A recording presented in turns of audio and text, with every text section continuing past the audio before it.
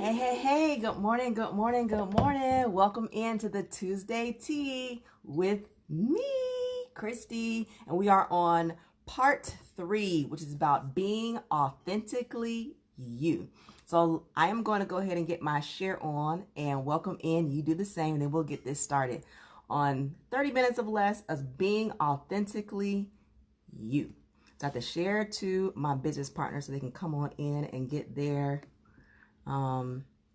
learning on. It doesn't matter what business you are in. Had a little bagel there. This is generally good practices for building any kind of business that you have. So come on in and let's get this learning started. Please, if it's your first time in here, drop a number 2. So let me put that down here. Drop a number 2 if this is your first Tuesday tea. If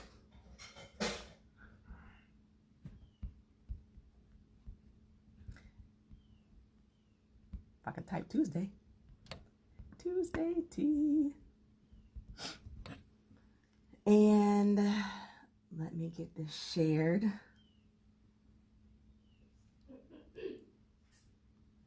Hope everybody's doing amazing on this Tuesday, this terrific Tuesday. And please go back and catch, because I will be hinting or bringing up a little bit about what I talked on, a small review of what I touched on the last 2 Tuesday teas in this series. So please go back and catch those, because today's topic of being authentically you actually have to know who you are first to be authentically that. So that's what we talked about last week, about what are your gifts? Who are you? So you can be that. So let me get this shared over to my page and to my business partners, because it's very important that they come in here too. And please get your share on. That would be great if you get your share on too.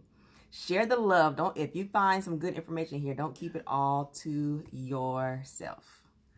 All right, so that is one share on.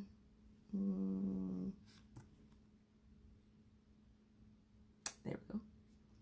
And it's shared. And then one more place. And then we are ready to get this topic started. I'm excited about this because I feel like I know, I know who I am, good or bad. People say, oh, Christy, like that? I'd be like, nah, that's not me, but this is me. You know, just bring in, because people sometimes will put who they are onto you. And I can confidently say like, that's you, that's your issues you're putting on me. That's not me. Or I can be like, yep, that's me. It is who I am. But I've done some work to figure out who that was. That didn't happen overnight. Oh, what happened? I didn't post. All right, let me go back. Technology, gotta love it, right? And I just started drinking my tea. It hasn't settled in yet, so I've been going without caffeine. Ooh.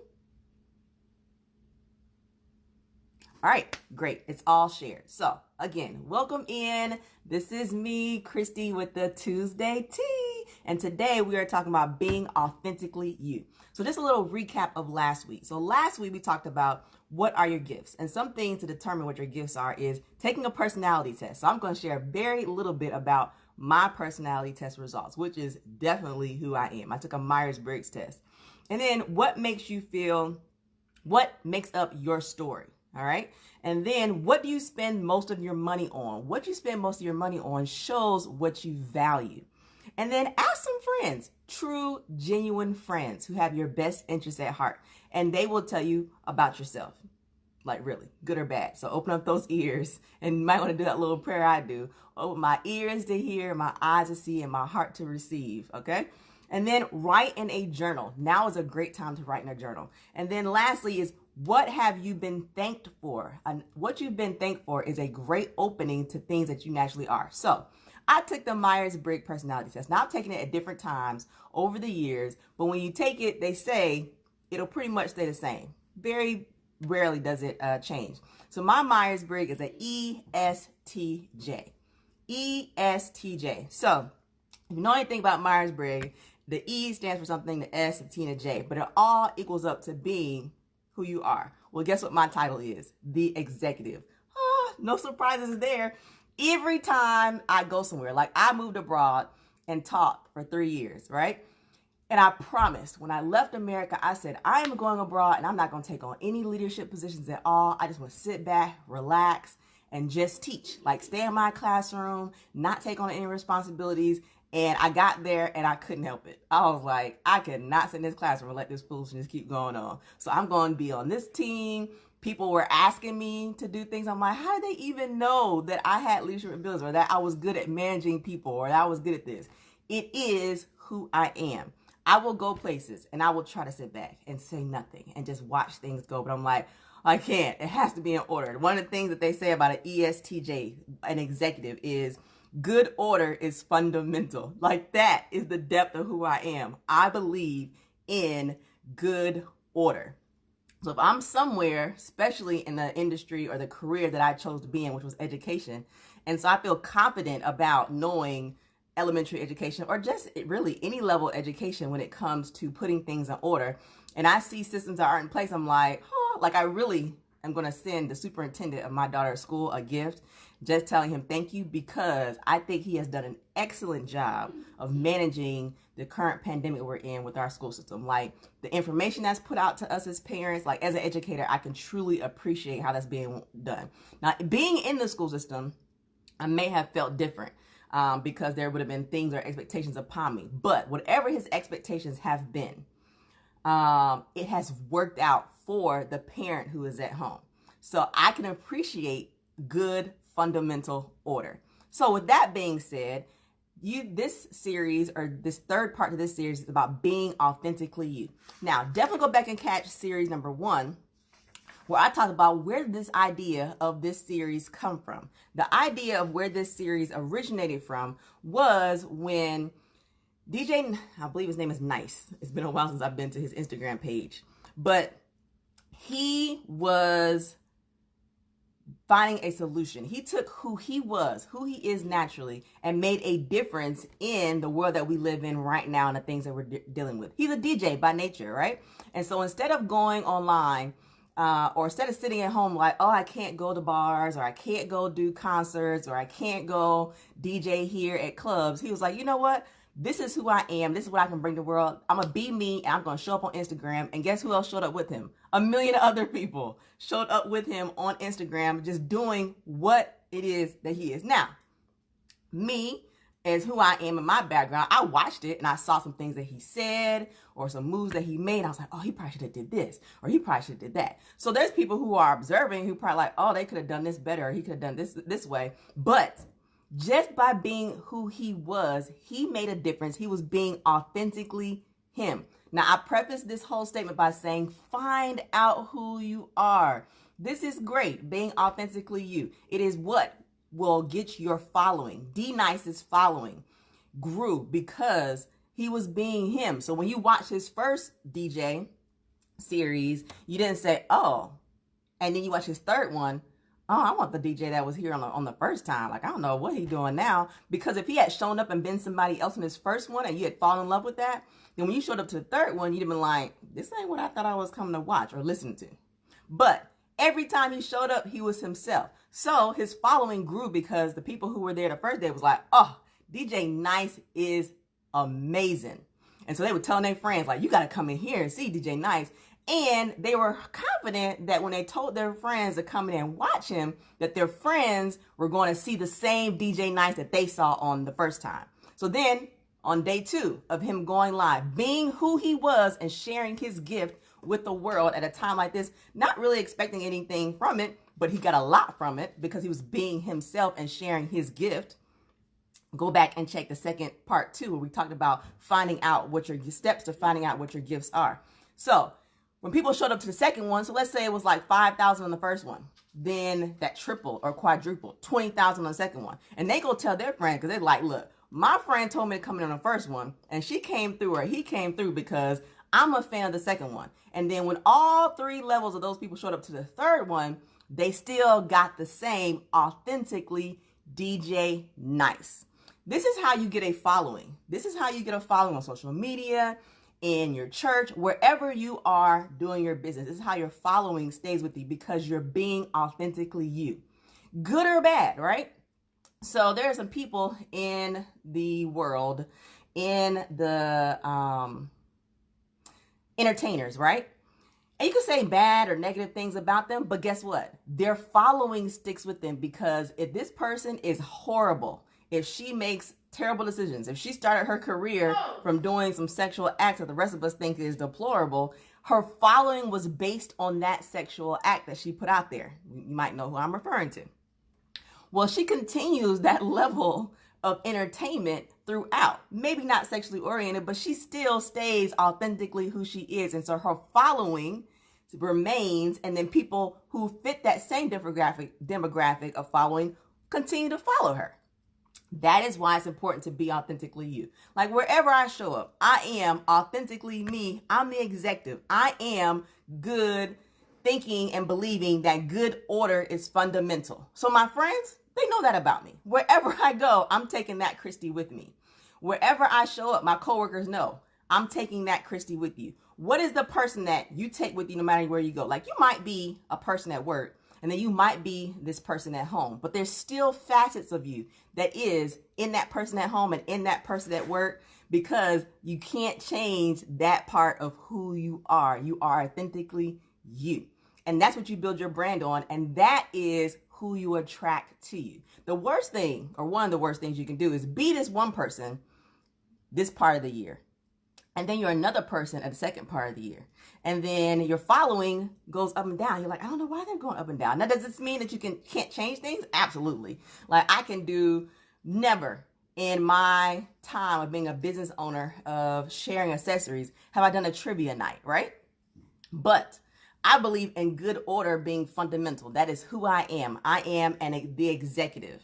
All right. So even when I decide to change up my lives for sharing accessories, it's still going to be in good order, because that is who I am.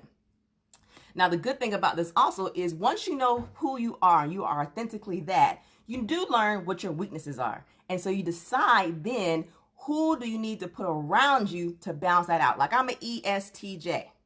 That is my Myers-Briggs personality. So just to give you a little bit about, I pulled this up, about who I am as an ESTJ. We believe in tradition and order. And I am in the 11% of the population. So I've come to realize that a lot of people in this world, about 90% of them, aren't going to follow the thought process that I follow. So I have to understand that, right? In addition, I have to know what my weaknesses are and then put people around me who are like that. So the opposite of an ESTJ would be an I N. I think that's the opposite of an S is the N. I'm judging, so it would be somebody who's feeling. So I try to keep people around me who are the opposite of who I am. So, because I make decisions about order, not necessarily about people's feelings. So I'll check in with other people and be like, hey, what do you think I should do? And I know they're feelings people, so they're not going to think about the way that I think of it. They're going to pull out their feelings and think about it from a feeling perspective, where I'm thinking of it as an order perspective. And I do take into consideration that what they're saying is going to touch a larger amount of, or a certain area of the population that the way that I do it won't touch. So then you learn to keep people around you that helps what you're doing in business to be balanced for more than just the people who are just like you. Does that change who you are or what you're putting out there? No, but it does broaden the scope of who you're going to be able to touch. But you have to know who you are, and you have to be comfortable in who you are to even go to the next level of surrounding yourself with people who will make up for your weaknesses. So let's go a little bit more into being authentically you. Being authentically you, you have to examine your doubts to develop authenticity. Doubts can be like little breadcrumbs. They lead you to authentic self. If you doubt something, if you doubt your thoughts, your behaviors, your emotions, your experiences, it's going to reflect a moment to find what is underneath. It's going to take a moment to find what is underneath. Your authentic self is trying to tell it to stop it. All right. So you have to know who you are and examine your doubts to develop a level of authenticity. So examine your doubts. Like, what are you doubting about yourself? Well, it's good to know who you are so then you know where your doubts lie.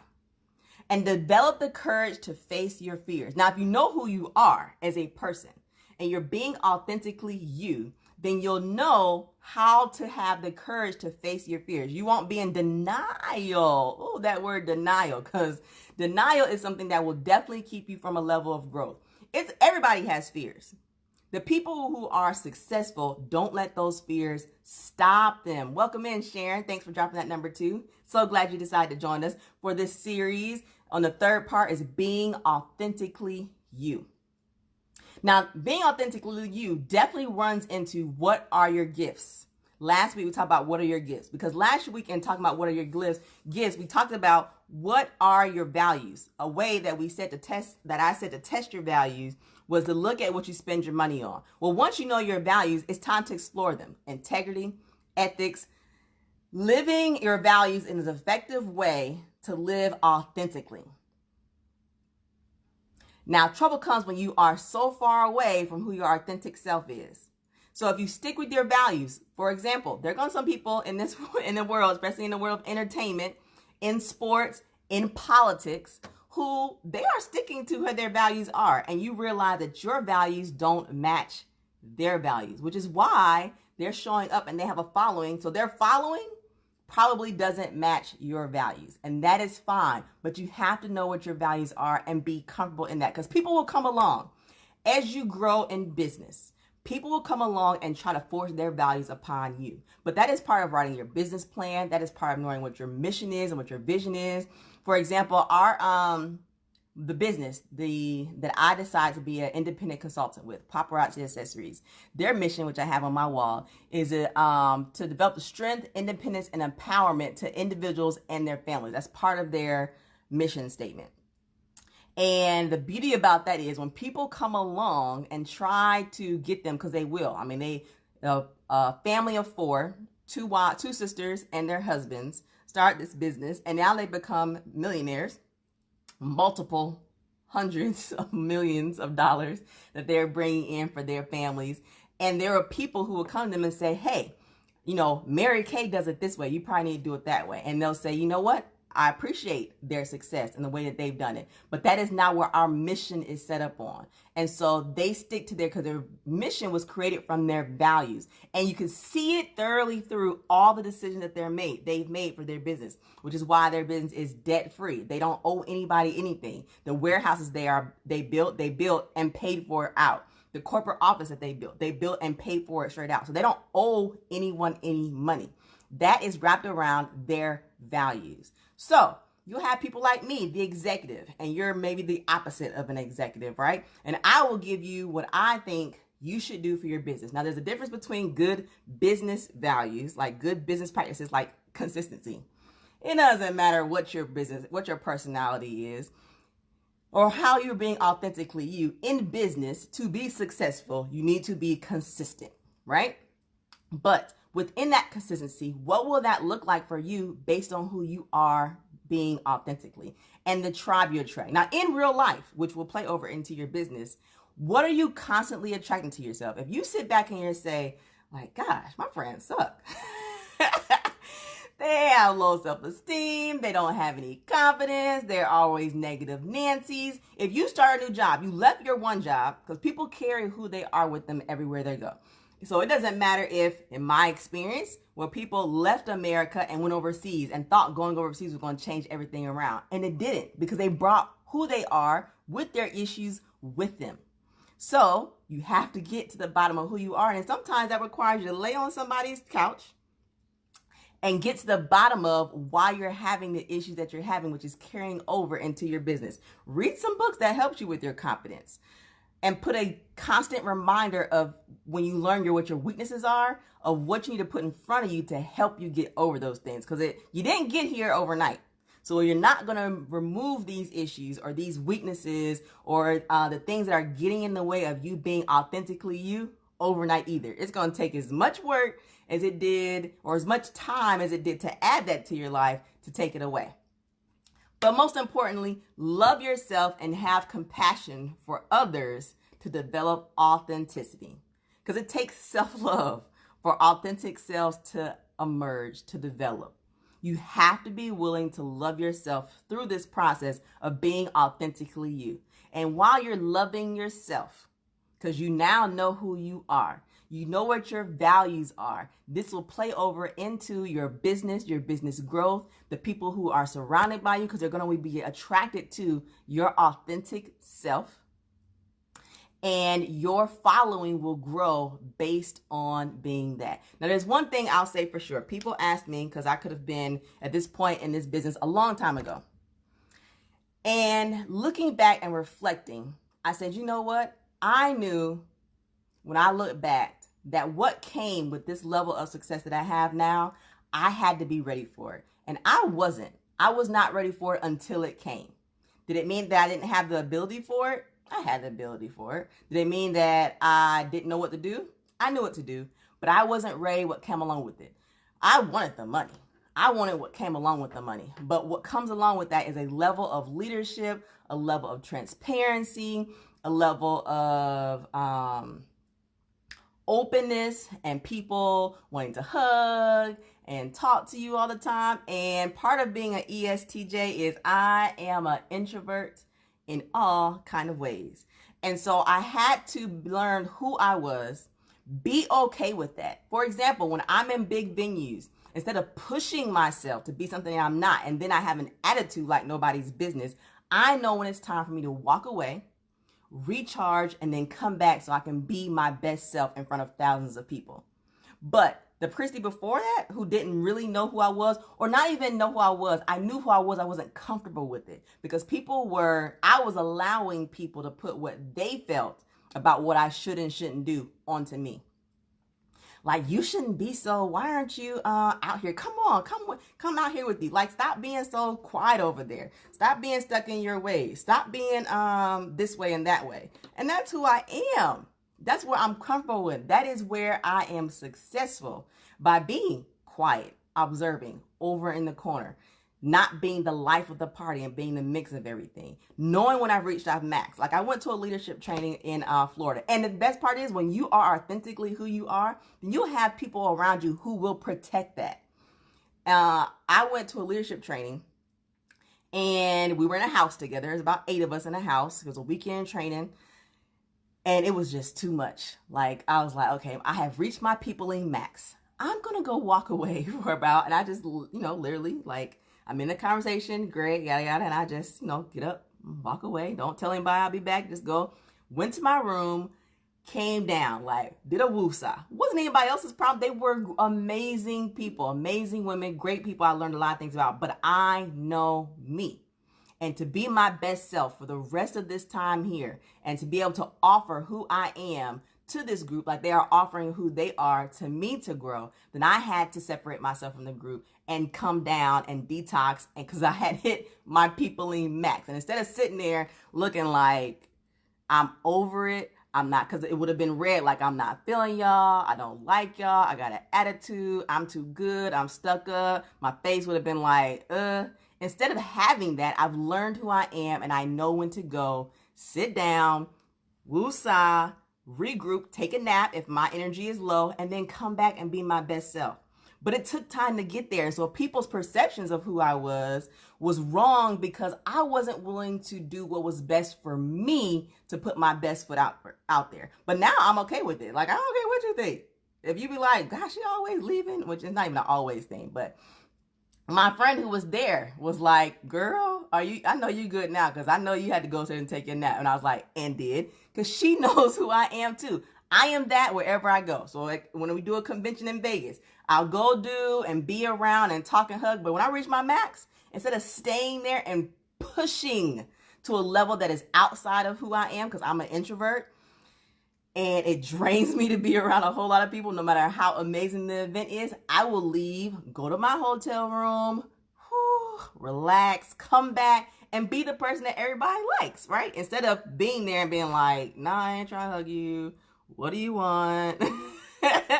But that always comes with knowing who you are and then being authentically you. More people love this Christy because I am who I am. I'm authentically that, and I've attracted a tribe who likes that. So guess what I get more of in my inbox?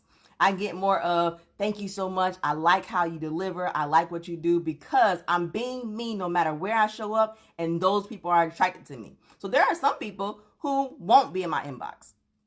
In their mind, they're like, I'm not listening to no more Tuesday Teas Christy's offering. I'm not going to no more trainings that Christy has to say. Her leadership style doesn't work for me. And that is absolutely okay. But the ones who do love and appreciate my style, I can say that I can give them that person that they fall in love with every single time, because I am being authentically me. They won't get this Christy one week and they get another Christy next week, or this year and next year. They will always get authentically me. And that is what helped my business grow and will also help yours too. So that is it. I hope that this Tuesday tea has been good information for you. I promise you, if you didn't get as much from this tea as you thought you may get, please go back and catch the part 2 of this series. Exactly, Sabrina. Please go back and catch part 2, where I listed 6 things that help you realize what your gifts are. Once you know your gifts, you are able to share that in an authentic way with the people who are around you. I will see you back here. Please, I haven't created my schedule for the next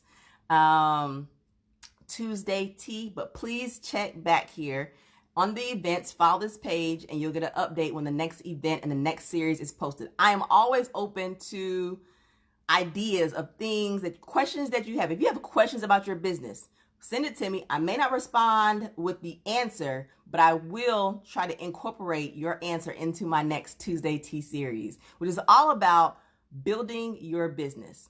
Thank you so much for joining me in here. I love being able to share with you the things that I've learned over the years, in 7 years in the business and being a 6-figure earner, and sharing that with you. So hopefully you can bypass some of the bumps that I've had over the year and you can soar to the top even faster. Be blessed. Thank you so much for coming in here to the Tuesday tea with me, Christy. Bye.